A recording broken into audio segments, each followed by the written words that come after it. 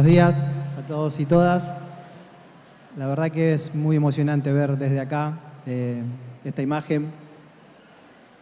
Para no hacerla larga, solo tomarme unos minutitos para contarles cómo definimos con el comité organizador empezar por esta mesa. Los temas, como bien nombraron el intendente, Soledad, Franco, que están incluidos en las ejes del Congreso, son los temas que para nosotros están queriendo en el último tiempo no solo poner en cuestión, sino invisibilizar en la agenda del Estado. Y nos parecía muy importante poder tenerlos acá, que sea nuestro eje de debate, poder discutirlo, poder enriquecer lo que hacemos todos los días. Cambio climático, perspectiva de género, la diversidad sexual y el abordaje sanitario, el trabajo en los territorios, salud mental, y la transformación de las lógicas manicomiales, muchos más que seguro se me están olvidando. Pero nos parecía fundamental que nosotros podemos contarlo porque lo hacemos. No lo podemos solamente tener como un temario académico, sino que nosotros podemos discutir sobre experiencias concretas que se vienen desarrollando a través de políticas que se han acompañado desde la Secretaría, el Ministerio y sobre todo sostenido por los trabajadores, que son un faro para muchos lugares del país y de Latinoamérica. Y en este contexto, como se viene enunciando, de políticas neoliberales, reagudizadas, en este contexto nacional e internacional muy crítico, nos parecía que teníamos que empezar por lo que nos da valor a lo que hacemos, que es incluir. Incluir, construir ciudadanía y sobre todo cómo sostener el sistema de salud. Nosotros no queremos destruir el Estado. Ninguno de nosotros es un topo que viene a destruirlo por dentro. Nosotros queremos transformarlo, queremos mejorarlo, queremos resolverle los problemas a las personas. Así que todos nuestros ejes de discusión tienen que ver con eso, con incluir, con llegar cada vez a más gente, con transformar las políticas públicas y con tener un Estado mejor.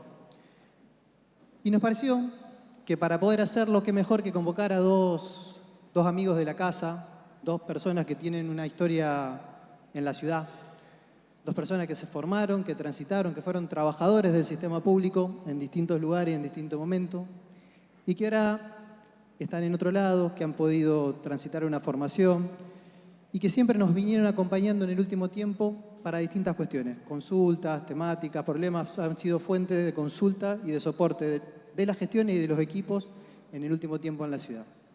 Así que, de corazón, es un placer para nosotros contar con Leo y con Roxana en esta mesa y los dejamos para que nos den sus palabras.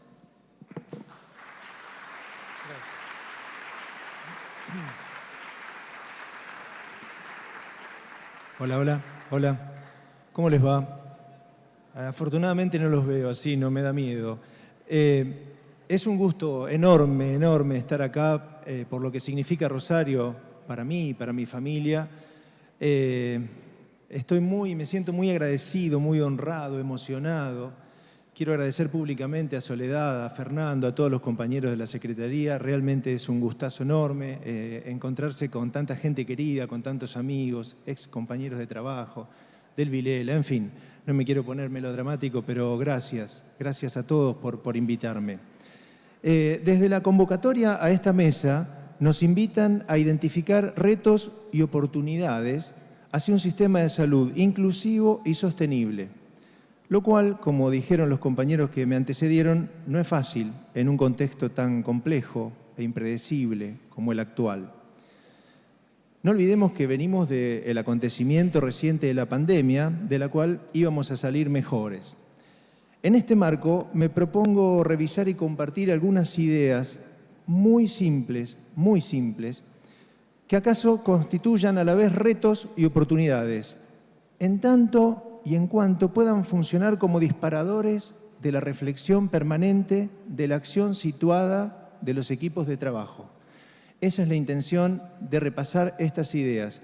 Todo lo que voy a decir está apuntado a los equipos de trabajo de la Municipalidad en Salud, porque, como dijeron los compañeros que me antecedieron, creo que hay un capital enorme allí y muy valioso y con historia. Parto para de una inquietud incómoda inicial, que es que muchas de estas ideas que voy a ir repasando parecen o son tal vez de sentido común en el campo sanitario. Yo en general no me llevo muy bien con el sentido común. Me gusta la afirmación de Gastón Bachelard, de 1939, no es nada nuevo, en la formación del espíritu científico decía una cosa que me gusta mucho: la opinión piensa mal y entonces constituye un primer obstáculo a ser superado mediante la discusión teórica, la sistematicidad metodológica, etc. No obstante, eso que acabo de decir, en este contexto de posverdad, donde pareciera que la palabra ya no vale y entonces casi que vale todo, voy a defender hoy, aquí, el componente de sentido común que acaso tengan las ideas que voy a detallar a continuación. Para eso me voy a apoyar en un autor que quiero mucho, que se llama Gadamer, que considera que el sentido común remite a la condición histórica del ser y, por lo tanto, también es fundamental para comprender e interpretar la realidad en la que vivimos. Estas ideas a las que vengo aludiendo, que pretendo que se interpreten como valores, como compromisos a ser recuperados y actualizados, no solo en términos morales y éticos, por supuesto que también, sino también políticos, ¿no? Micropolíticos.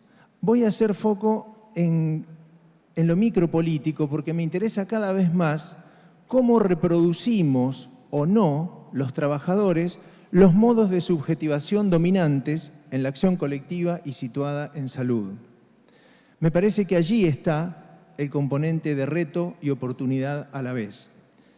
Esta ciudad, la ciudad de Rosario, nuestra ciudad de Rosario, tiene una potente historia en salud pública, como vimos, por su priorización de la estrategia de atención primaria como estructurante de la política sanitaria, como los cuadernos médicos sociales que ya se nombraron, como el Instituto Juan Lasarte que formó a tantos compañeros y compañeras, referentes históricos, trabajadores del sistema de salud como Hermes Wiener, no sé, Débora Ferrandini, tantos y tantos otros compañeros y compañeras, muchos de ellos están hoy aquí.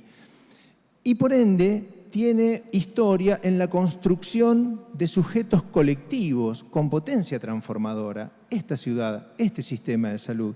Y tener esta historia es algo muy valioso, no es lo mismo que no tenerlo.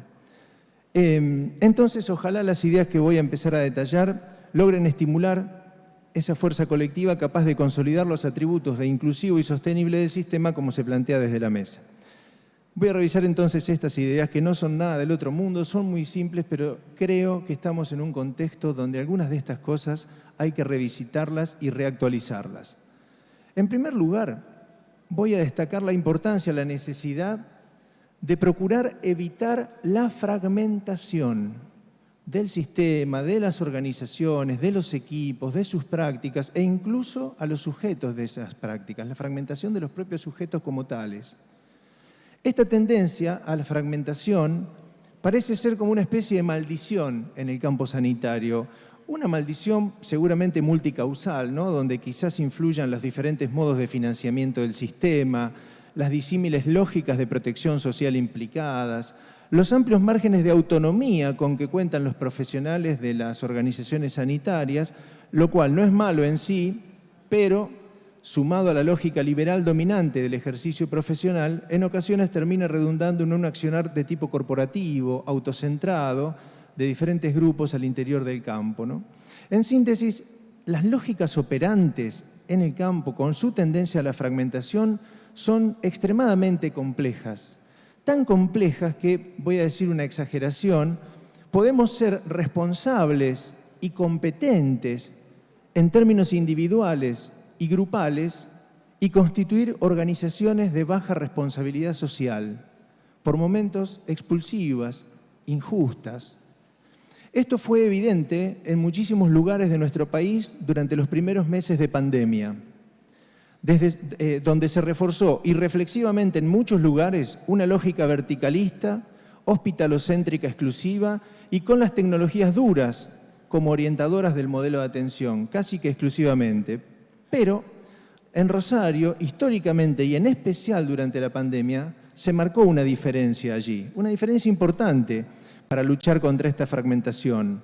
A partir de, ya saben, la distritalización de la ciudad, la jerarquización de la estrategia de APS, como ya señalé, como estrategia, la organización de redes de servicios por cuidados progresivos, el Centro de Especialidades Médicas Ambulatorias, los corredores sanitarios, que es sumamente interesante y se va a hablar en el Congreso sobre ellos.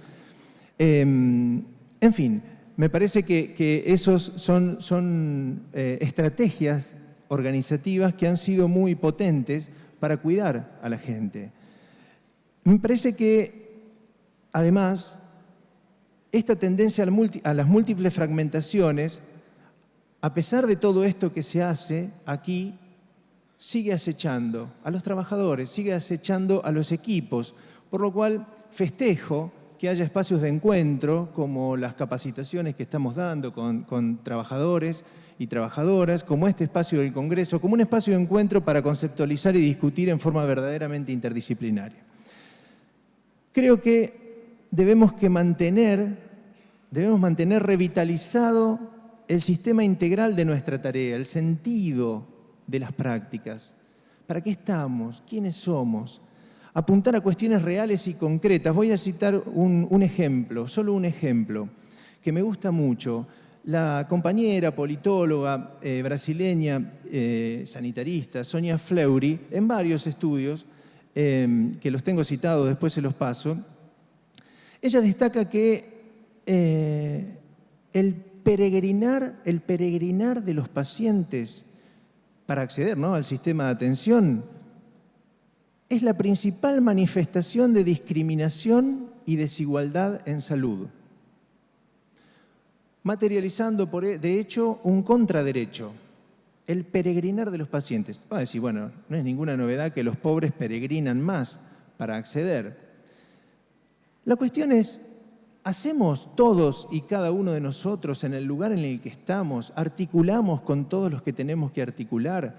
¿Hacemos lo suficiente para que la gente peregrine menos en una ventanilla de acceso, en un hospital, en un centro de salud, donde sea? Todos tenemos esto como un objetivo compartido, hacer que la gente peregrine menos. Y si se le tiene que preguntar a 4 personas para llegar a una puerta, que le tenga que presentar a una sola. No hacen falta muchos más recursos. Tal vez hace falta que lo tengamos en mente. No vamos a estar haciendo la revolución, probablemente, pero sí vamos a estar luchando, si la doctora que dije tiene razón, contra la principal manifestación de discriminación y desigualdad en salud, lo cual no es menor. Por eso puse esto como ejemplo. Quiero enfocarme mucho en el trabajo. Otra cuestión que dijeron los compañeros y que me parece que nunca está de más, aunque parezca obvio, volver a destacarlo, es la necesidad de priorizar la perspectiva del cuidado. La perspectiva del cuidado. Acá tenemos mucho que aprender de enfermería, que desde un primer momento en su constitución como profesión adoptó esta categoría como rectora de su formación y de su ejercicio profesional. De cualquier modo, no quiero, todos los trabajadores, ningún trabajador está exento de que la lógica interventora, técnico-instrumental de su ejercicio profesional lo conduzca al desarrollo de prácticas centradas en los procedimientos y no en los padecimientos, como nos enseñaron Roxana, Gastón, Naomar, que está aquí presente, y tantos compañeros del movimiento de salud colectiva latinoamericano. Me gusta esta idea de Elena de la Aldea para pensar el cuidado. Ella linkea la idea del cuidado y del autocuidado con el concepto de implicación. Tal como lo plantea René Luró, es decir, como aquel ser que está atravesado por las determinaciones de la situación concreta en que actúa. La implicación como el estado de ese ser que está atravesado por las múltiples determinaciones de la situación concreta en que actúa. Y también esta autora que nombré linkea la dimensión del cuidado a la de transversalidad de Guattari, ¿no?, con sus conexiones no jerárquicas, sus flujos, devenires, interseccionalidades, para poder dar cuenta de esa multiplicidad de determinaciones simbólicas, culturales, institucionales, ambientales, económicas, políticas, que nos atraviesan como sujetos de y en la vida. En síntesis, recuperar la potencia del trabajo vivo en acto, enfocado en el encuentro intersubjetivo orientado al cuidado mutuo sigue constituyendo un desafío del trabajo en salud. Trabajo que, si adoptamos verdaderamente la perspectiva de la determinación social de la salud y no solo de la enfermedad, nos convoca también a superar una lógica antropocéntrica excluyente, ¿no?, a la que suele quedar reducido el trabajo. Trabajar en salud es mucho más que atender pacientes, obviamente, ¿no? Vivimos en comunidad y vivimos además en un planeta infinitamente hermoso pero materialmente finito. ¿Qué tiene que ver con la salud? Les voy a leer una cosita que me gusta mucho. Soy corteza, soy montaña, soy pino y cascada de lluvias elegidas. Soy camino y distancia, arena de los sueños, de piedras infinitas. Soy señal y soy alerta. Soy muralla que rodea una antigua fortaleza que protege la esperanza, la paz, la resistencia y las fuerzas que aún nos quedan. Esto es de una canción de un coprovinciano nuestro, de León Gieco, que se llama Dios Naturaleza. ¿No tendremos que ampliar nuestra ecología de saberes y revisitar las cosmovisiones del bien vivir de los pueblos originales, de nuestros ancestros, para comprender en mayor profundidad la dimensión del cuidado en salud? ¿Para qué? Como dijo el rector de la universidad, para fortalecer la construcción de lo común, fortalecer la construcción de lo común. A mí en general no me gustan mucho las dicotomías conceptuales ni las metáforas biológicas para pensar cuestiones sociales, pero voy a hacer rápidamente una excepción, que el filósofo italiano Roberto Espósito trabaja un vocablo que es muy interesante, probablemente muchos de ustedes ya lo sepan, que es el vocablo munus, ¿no?, que tiene un significado plurivalente. Por un lado remite etimológicamente a obligación, encargo, oficio, pero también a don, el don de los seres humanos de establecer vínculos de reciprocidad y de corresponsabilización, de donación recíproca, dice el autor. Por eso, el con munus está incluido en términos como municipio, comunal, comunitario, eternauta. No, eso es una broma. ¿Y cuál es entonces su contracara?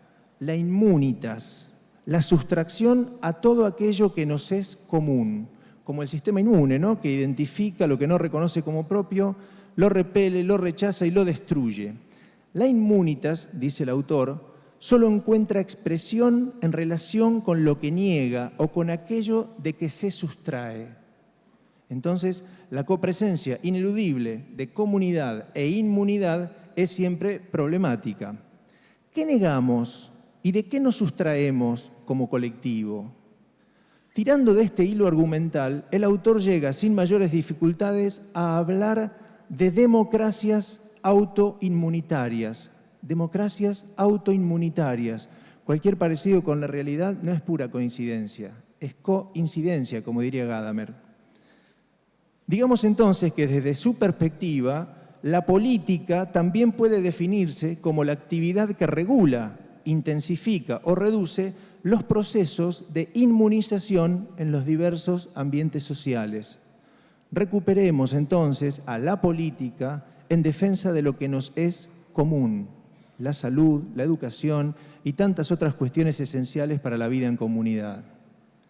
La salud es un derecho del pueblo y por eso no puede quedar reducida a un mero bien de mercado. Si naturalizamos esto, estamos fritos, porque no es algo natural, es sociohistórico y por ende político.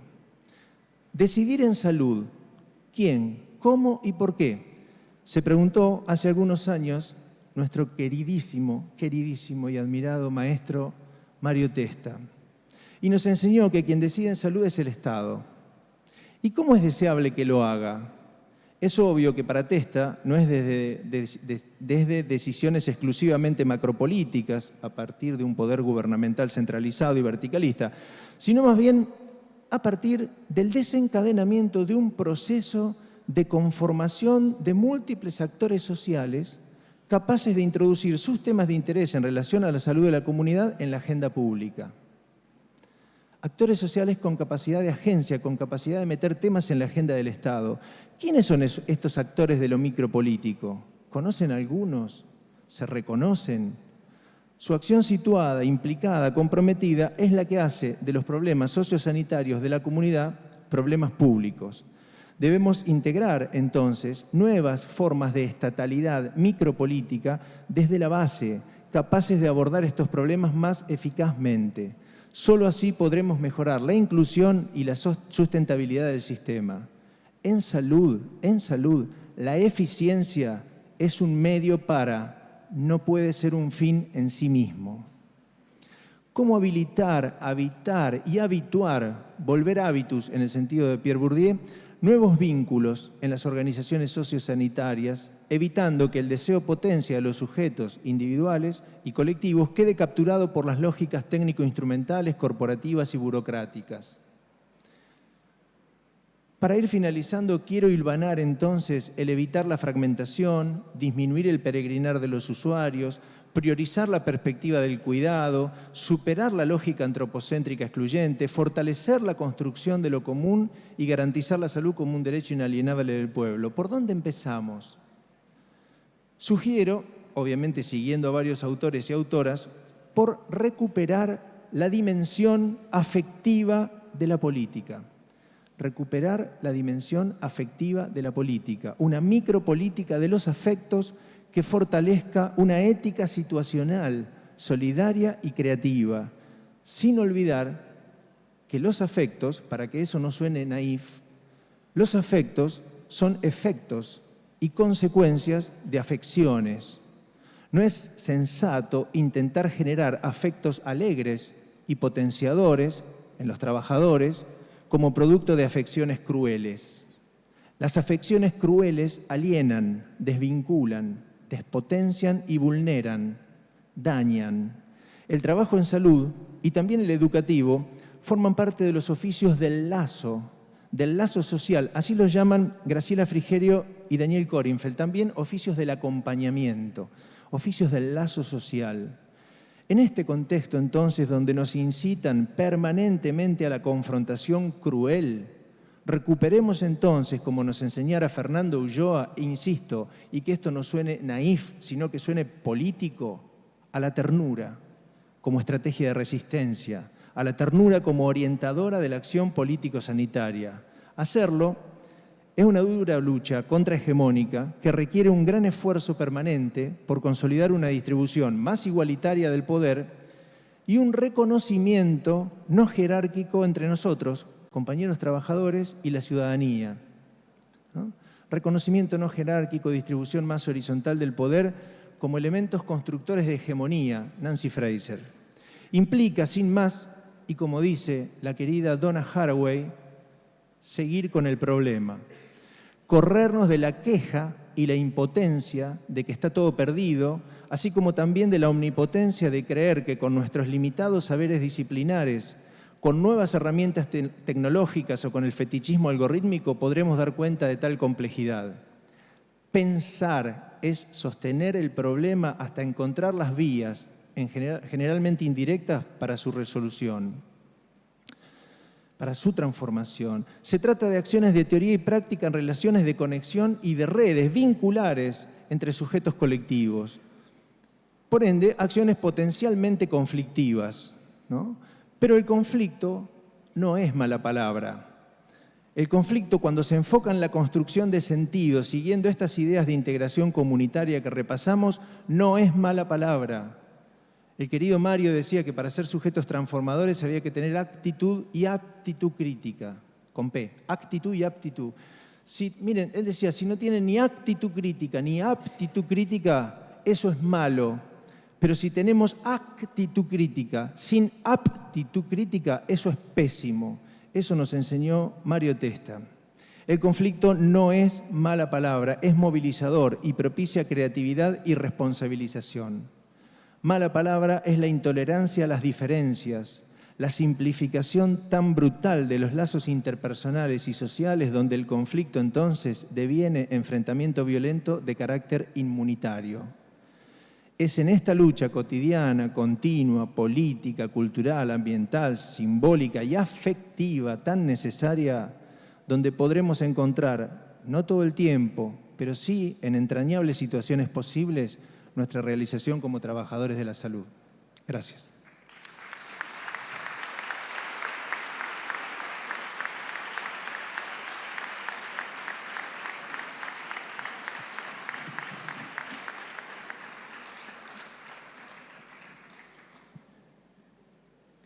Hola. Bueno, quería comenzar agradeciendo aquí, en la persona de Fernando, la invitación para estar acá. Para mí es siempre muy emocionante volver a Rosario y mucho más emocionante volver a este congreso. El otro día le estaba contando a mi hija que en este congreso yo lo conocí a su padre. Así que fue un momento importante de mi vida y mudó toda mi vida porque, bueno, vivo en Brasil hace 30 años. Y también entonces me puse a jugar en el ChatGPT para ver qué decía.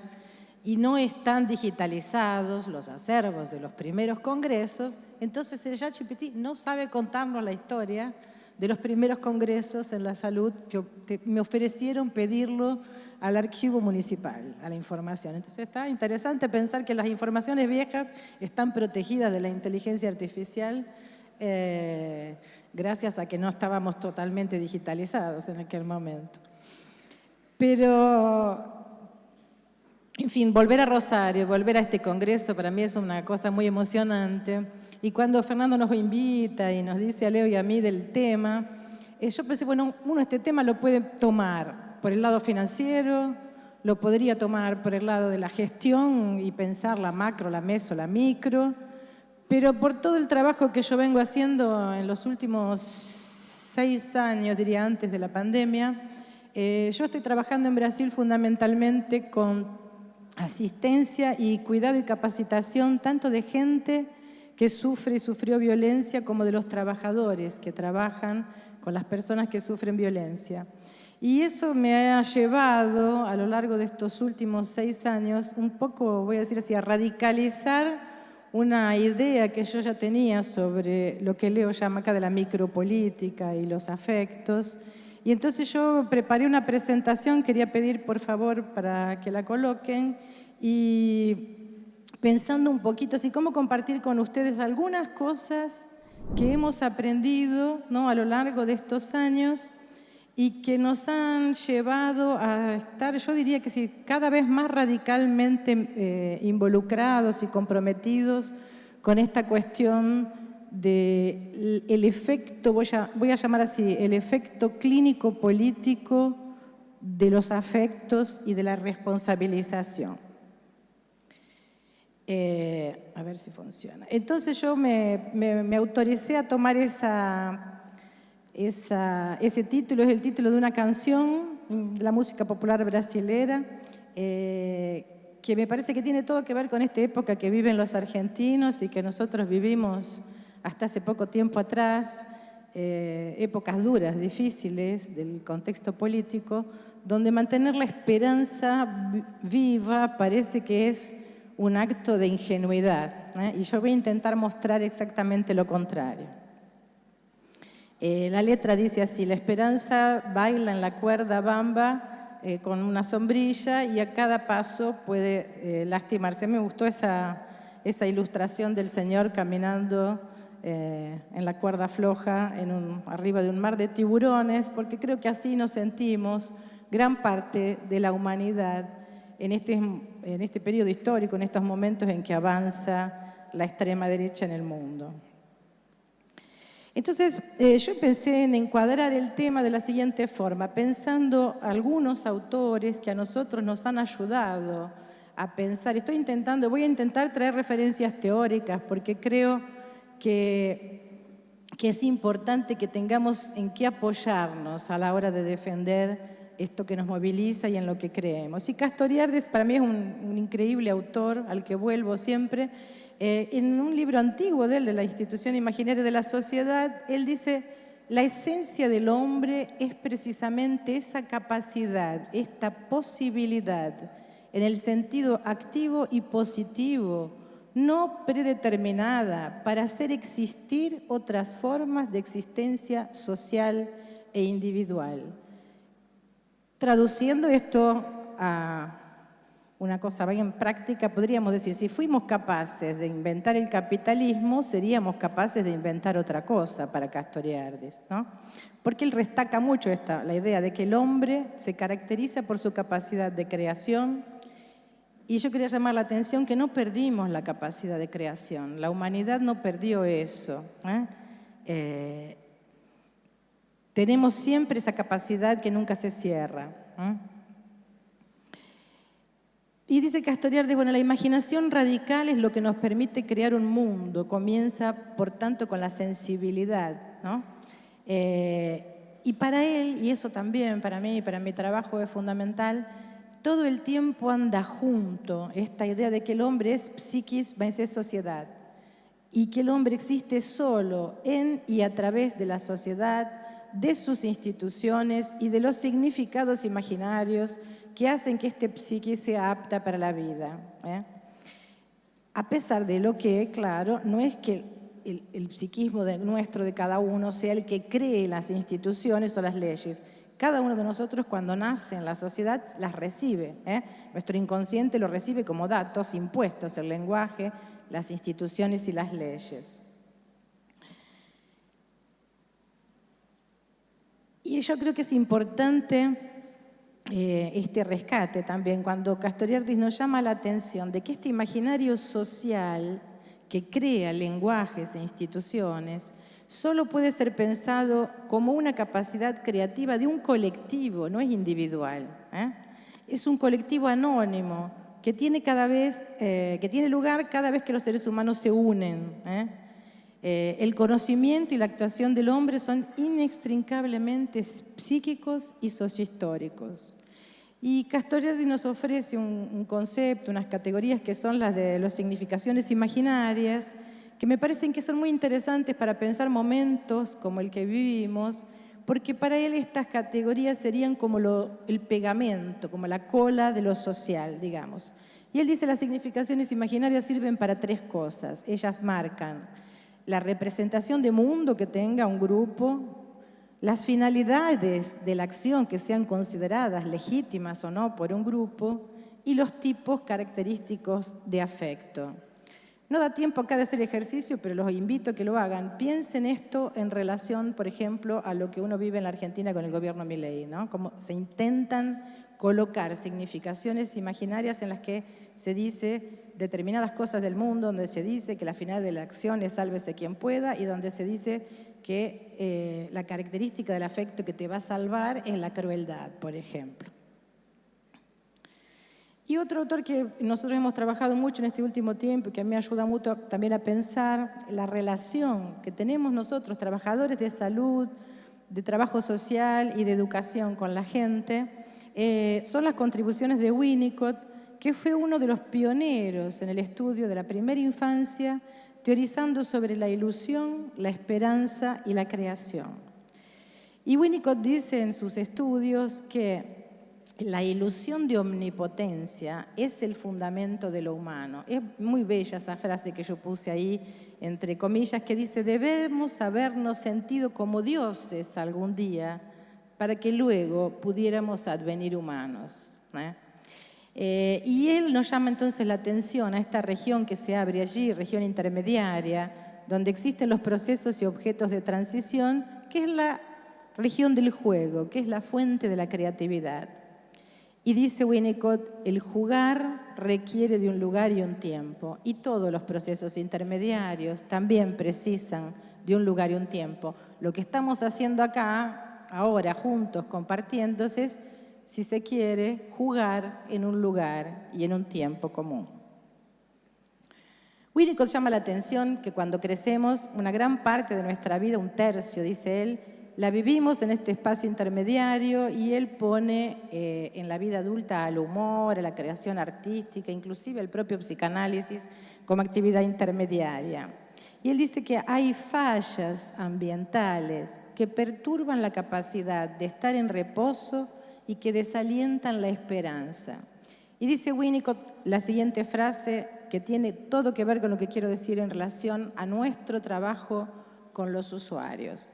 Para entender esto es necesario pensar no en traumas, sino en que nada suceda cuando algo podría haber sucedido provechosamente. Este concepto de Winnicott es importantísimo para pensar, por ejemplo, los efectos que nuestras acciones tienen en la salud mental de los usuarios, de los que nos vienen a pedir asistencia en cualquiera de estas áreas. Cuando les cerramos la puerta, cuando les ponemos filas, cuando les decimos que no. En cada una de esas oportunidades, nada sucede cuando algo podría haber sucedido provechosamente. Es importante esto para que nos responsabilicemos y ayudemos a nuestros equipos y a nuestros compañeros y colegas a entender que la indiferencia y la omisión se viven del otro lado como agresión.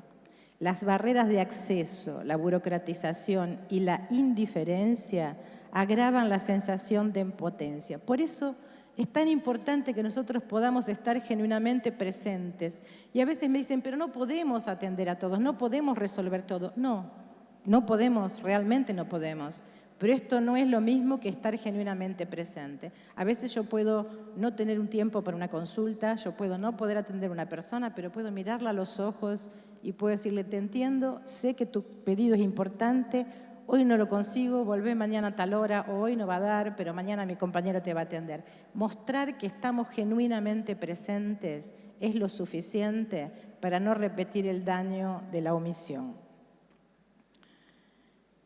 Otro tema que Winnicott nos ayuda a pensar es la relación con las juventudes. Un tema muy fuerte en la salud pública mundial, después de la pandemia más, salud mental, violencia, jóvenes que se autoagreden, que se cortan. Winnicott llamaba la atención a que los jóvenes siempre a lo largo de la historia han traído a la sociedad una tensión que él llamaba de saludable. Él reflexionó mucho sobre esa necesaria mezcla entre rebeldía y dependencia que caracteriza esa fase de la vida de la juventud. Inclusive le atribuía a las luchas juveniles a sus reivindicaciones una parte importante de los estímulos para el cambio social. Él decía que si los jóvenes hubieran sido rebeldes a lo largo de la historia, el mundo no hubiera cambiado. Y es importante eso porque a veces le pedimos a nuestros jóvenes que se comporten como obedientes y conformados con una realidad que no les gusta. Y si a nosotros tampoco nos gusta, ¿por qué no dejarlos? Que busquen su forma también de intentar cambiarla, ¿no? Y nos lleva esto entonces a una discusión muy interesante que Silvia Bleichmann hizo en su momento entre lo que sería un sujeto ético y lo que sería un sujeto disciplinado, ¿no? Silvia llama la atención en un texto de ella que dice que el bebé en determinado momento para de mamar para mirar a su mamá y sonreírle, ¿no? Y él dice, bueno, ella dice, la posibilidad de suspender la peremptoriedad del deseo es la base de toda relación amorosa, ¿no? Porque es que el bebé que le está gustando lo que está comiendo va a parar, si no es para agradar a su madre, si esto no es el origen de una relación amorosa, ¿no? Y con esto Silvia quiere mostrarnos que la ética precede al establecimiento del superyo como instancia. Significa que la ética viene de la necesidad de ser amado por el otro y no del miedo de que el otro me reprima. Esto es fundamental para pensar nuestras relaciones. Por eso Silvia coincide con Winnicott, a pesar de llegar ahí por otro camino, diciendo que la no respuesta del otro, la indiferencia, va a vivirse como odio, como agresión. Y ella llama la atención a la cuestión de la pobreza y la exclusión en nuestros países, diciendo, la marginación y la indiferencia son una violencia silenciosa y desubjetivante. Y apunta algunas formas en que se muestra esta desubjetivación. Una que a mí me pareció muy interesante, que ella lo dice hablando de un caso de una joven, cuando habla de lo que ella llama de deshidratación psíquica, ¿no? Una serie de frustraciones en encuentros que no son verdaderos y que carecen de reconocimiento subjetivo. Y ella usa ejemplos de varios jóvenes con uso de drogas, compulsión por juego o consumo, o sea, donde parece que estamos juntos, pero en realidad no hay un vínculo allí, no hay una relación que nos afecte. Y ella dice, estas formas de desubjetivación aumentan la sensación de soledad por estos falsos encuentros o vínculos paliativos. Y cuenta un caso, Silvia, que es muy bonito y que me ha ayudado mucho a trabajar con equipos de salud, que es lo siguiente. Ella atendía a una nena de unos 5 años que se despertaba a la noche llorando con insomnio. Y en una determinada sesión, la mamá vuelve quejándose, hoy otra vez fulanita se despertó llorando, qué sé yo, y Silvia la hace pasar a la nena al consultorio y le dice, pero escúchame, ¿por qué seguís llorando? Si tu mamá me acaba de decir que cuando vos llorás y te despertás, ella va y se queda a tu lado. Y la nena la mira y le dice, Silvia, ¿vos no entendés la diferencia entre estar al lado y estar junto? Es hermosa esa frase, porque muchas veces nosotros estamos al lado de nuestros pacientes, pero no estamos juntos. Estar juntos es estar en patos, estar juntos es estar en el mismo sentimiento, queriendo acompañar o por lo menos intentando entender lo que el otro siente.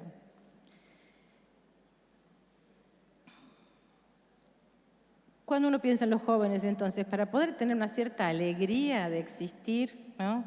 Esto solo puede ocurrir si hay esperanza en el futuro. Es muy difícil ser joven hoy en día. El contexto actual ha hecho que las diferencias, las diversidades y la fuerza legítima de las reclamaciones de los jóvenes se vivan como amenazadoras, ¿no? La juventud también es un periodo difícil, un momento en el que las pérdidas suelen ser variadas y no siempre son fáciles de resolver. Hay que tener un trabajo de duelo sobre lo que se fue como niño, hay un trabajo serio sobre la elección de quién se quiere ser y cómo se hace para convertirse en aquello que uno quiere ser, que es lo que yo digo siempre, que es la difícil tarea de volverse uno mismo, que nos lleva a todos la vida entera. Por eso que yo quería rescatar acá el poder de la empatía, ¿no? Un saludo cálido, el ojo en el ojo, la presencia genuinamente atenta puede hacer diferencia y sí disminuir el sufrimiento y sí tiene una dimensión clínica en la vida de mucha gente. No hacemos eso porque somos buenitos, porque somos religiosos, porque queremos ser mesiánicos. Es porque podemos tener un presupuesto clínico por tras de ello. Esto repara algo de lo que años de exclusión y desigualdad dañaron.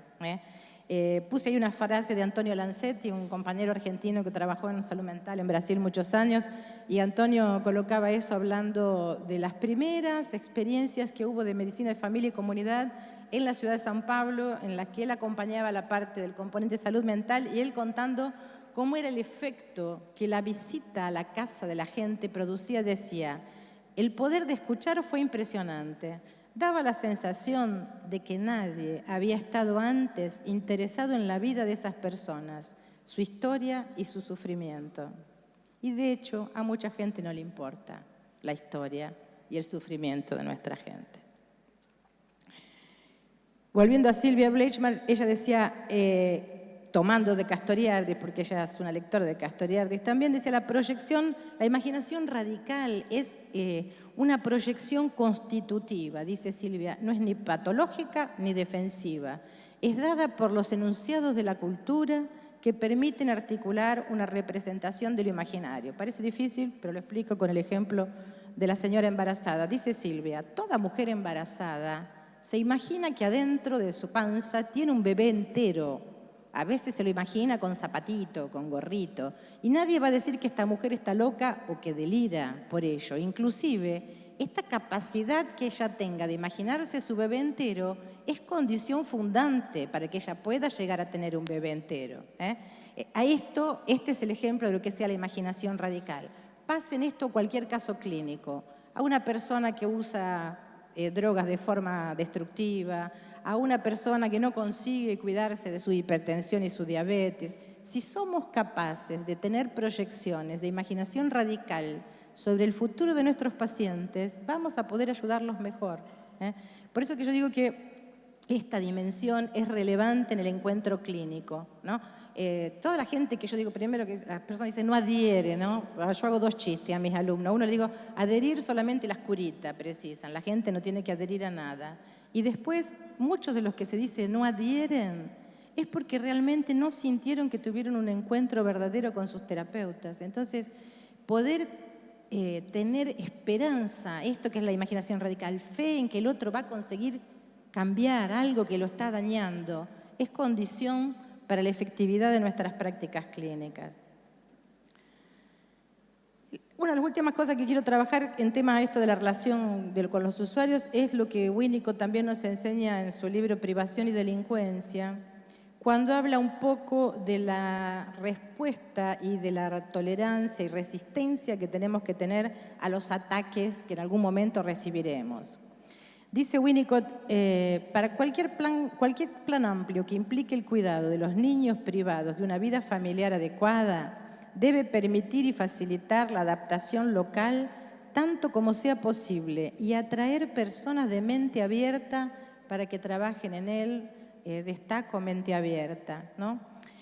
Cada vez que el Estado, en cualquiera de sus dimensiones, renuncia a formar a las personas que trabajan en las políticas públicas, deja a estas personas a merced de sus propios valores y creencias en su práctica profesional. Esto no es trivial en tiempos de fanatismo religioso. En Brasil estamos viviendo una situación muy dramática en relación a la imposición de ciertos valores éticos, morales de las iglesias evangélicas, por ejemplo, sobre los trabajadores de salud y educación, que tienen derecho de tener su creencia, pero no tienen derecho de imponérsela a los jóvenes y a los demás trabajadores. Por otro lado, dice Winnicott, pensando en la violencia, toda transgresión que no se niegue y por la cual se pueda aceptar la responsabilidad es aprovechable para dar fuerza a la labor de reparación y restitución. Detrás de cada juego, trabajo y arte hay un remordimiento inconsciente por el daño causado a la fantasía inconsciente y un deseo de comenzar a corregir las cosas.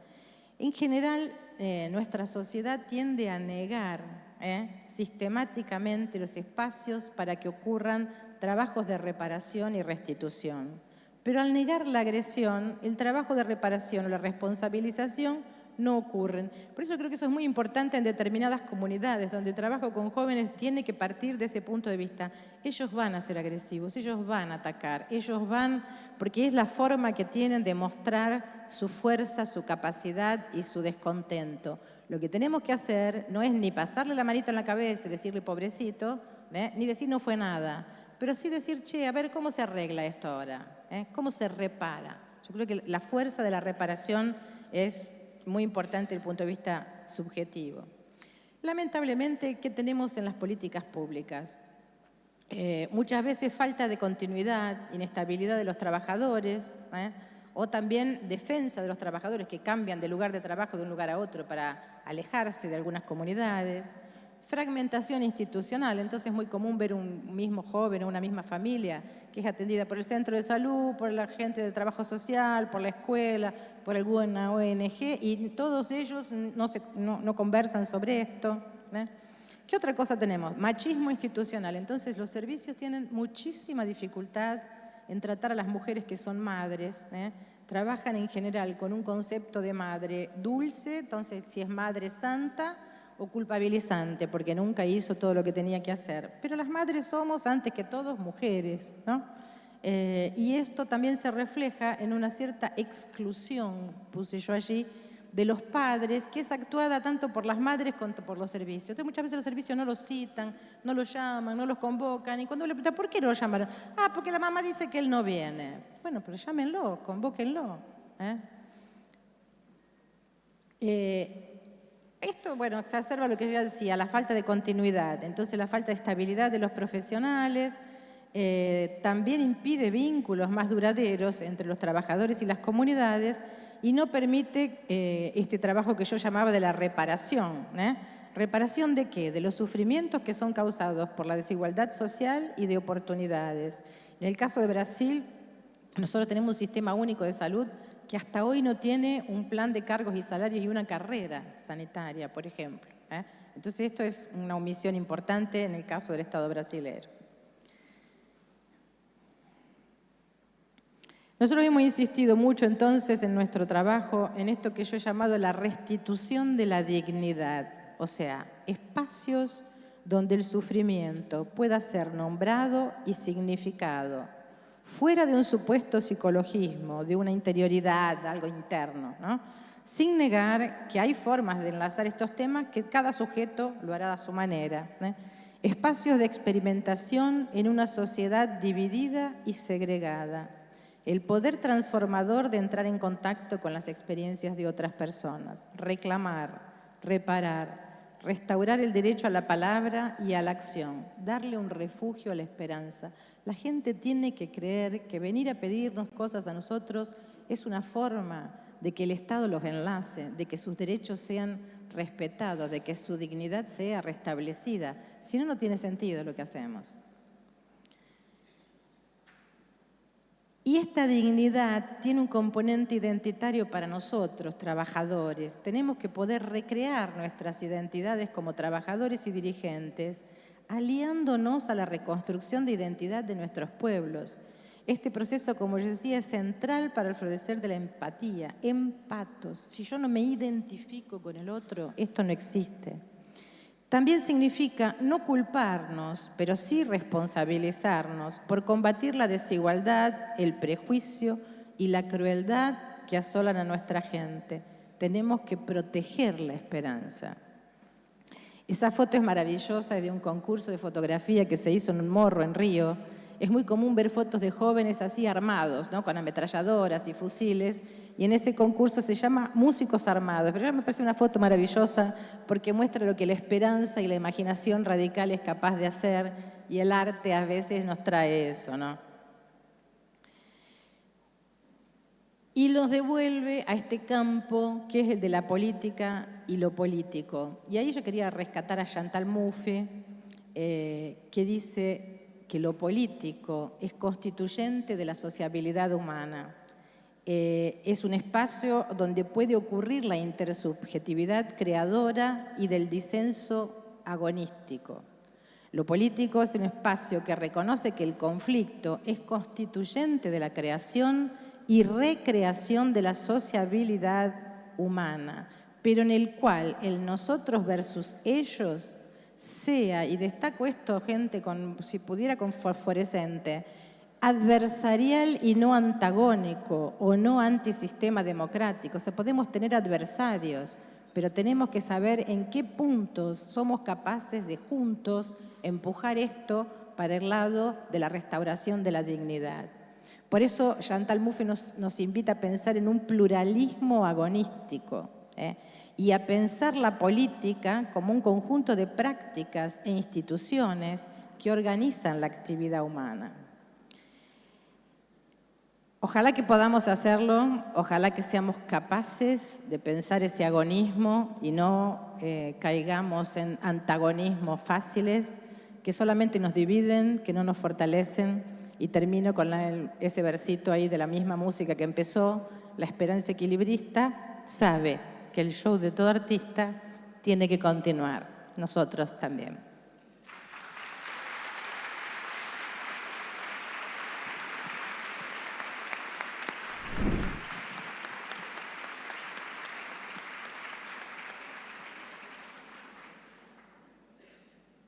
Tenemos 5 minutitos para algunas preguntas, así después nos podemos reubicar en la mesa que siguen. Me parece muy interesante el aspecto que tomaron los dos, de pensar, planteo yo como para abrir el juego después que se sume alguien más, de pensar que no son cosas antagónicas la inclusión y la sustentabilidad del sistema. Como lo ven ustedes, pero por lo que entiendo como está planteado, incluir, restaurar, recuperar, es, sobre todo del lado del vínculo, es lo que fortalece el sistema.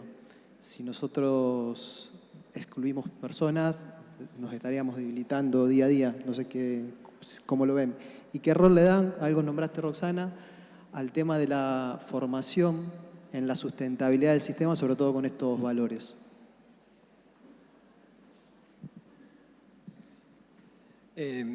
A ver, me sentí muy a gusto escuchando a Roxana porque me encantaron algunos de los conceptos que trajo. Respecto empiezo por el final de tu consideración, la cuestión de la formación.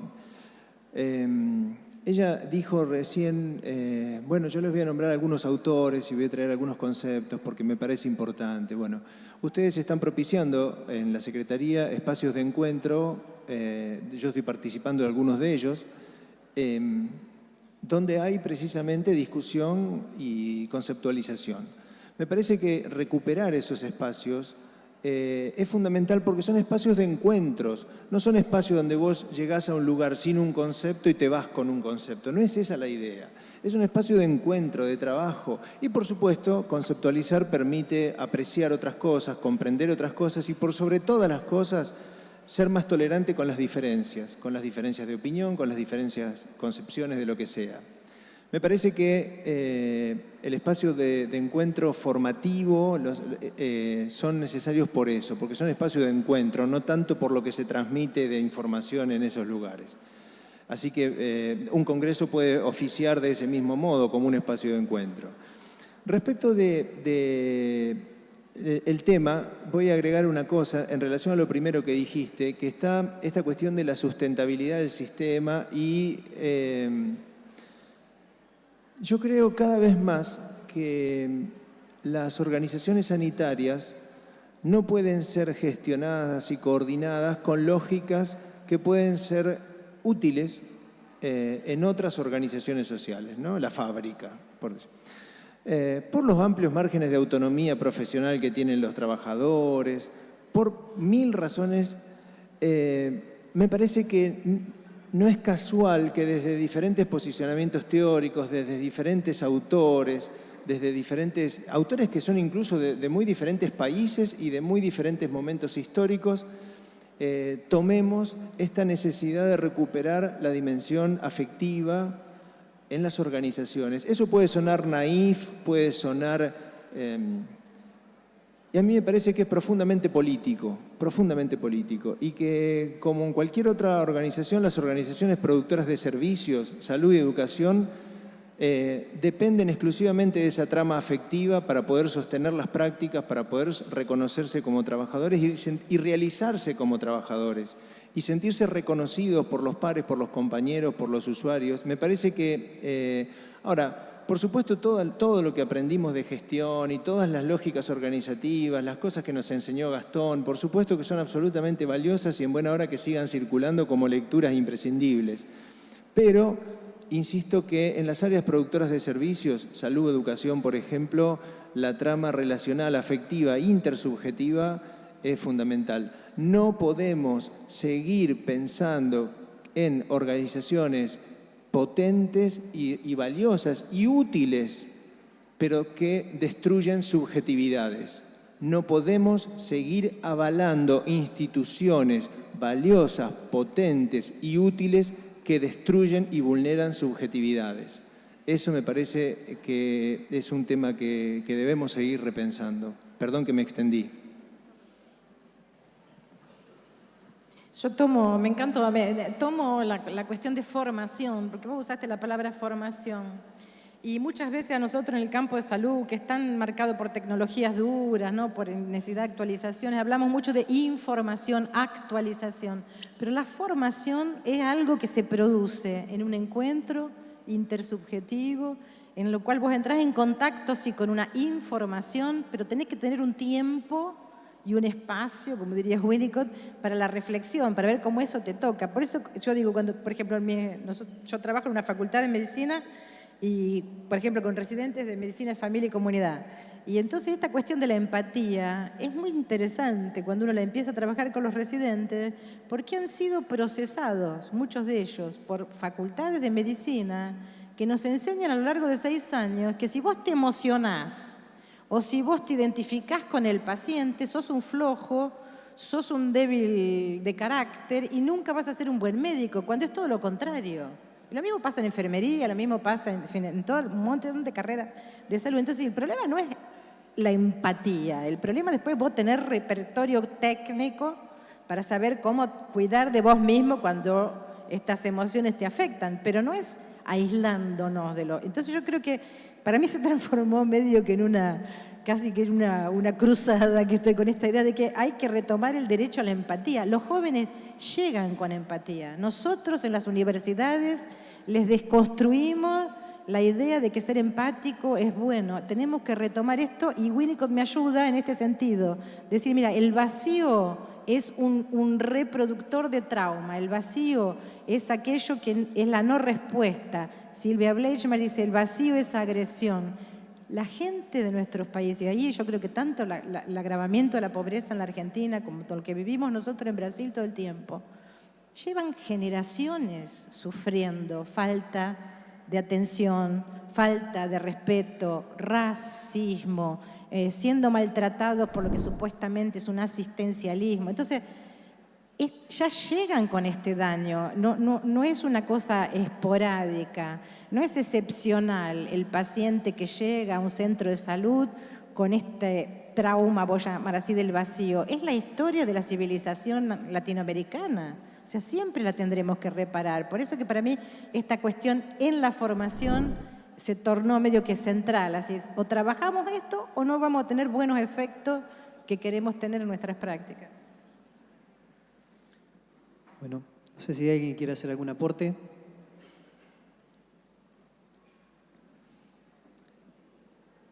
En función de la hora entonces, nos podemos darle por finalizada la mesa. Ha sido un placer compartirla con ustedes. Nos dirigimos a los otros espacios.